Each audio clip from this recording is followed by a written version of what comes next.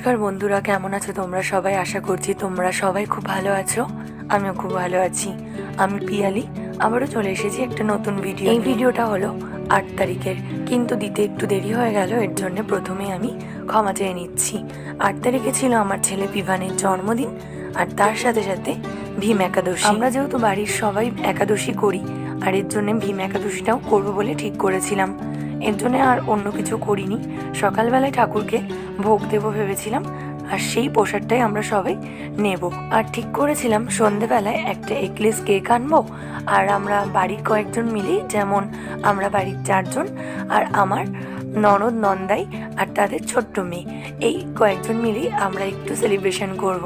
তার জন্যই সেই মতো সকালবেলায় ঠাকুরকে ভোগ দেওয়ার জন্য প্রস্তুতি করে নিয়েছিলাম। বানিয়ে দেব লুচি, আলুর দম আর বেগুন ভাজা। একাদশীটা আমরা সেভাবে পালন করতে পারিনি, কারণ সেদিন ছিল বিভানের জন্মদিন, আর প্রত্যেকটা মা বাবার কাছে সন্তানের জন্মদিনটা খুবই স্পেশাল আর খুবই সুন্দর হয়। এর জন্য আমরা এই জন্মদিনটাকে কোনোভাবেই মিস করতে চাইনি। তার জন্য আমরা ঠিক করেছিলাম একটা এগলেস কেক নিয়ে আসবো, আর ঠাকুরের নামে আমরা থাকবো। সারাদিন আমরা কোনো অন্ন বা কোনো আমিষ কিছু খাবো না, ঠাকুরকে ভোগ দিয়ে সেগুলোই খাবো। আর সন্ধ্যাবেলা একটু নিরামিষভাবে লুচি, আলুর দম আর কুমড়ো আলুর তরকারি আর মিষ্টি এগুলোই করব।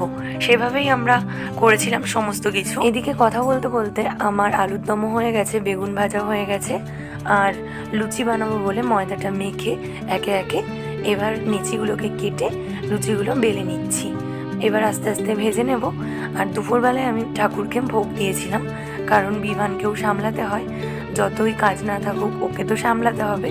আর এই যে আমি ঠাকুরের ভোগটাকে গুছিয়ে নিয়েছি আর চলে এসেছি ঠাকুর ঘরে। প্রত্যেকটা মা বাবার কাছেই তার সন্তান খুবই স্পেশাল, কিন্তু বিভান আমাদের কাছে একটু বেশি স্পেশাল, কারণ একটা খুব খারাপ সময় পার করার পরেই আমরা বিভানকে পেয়েছিলাম।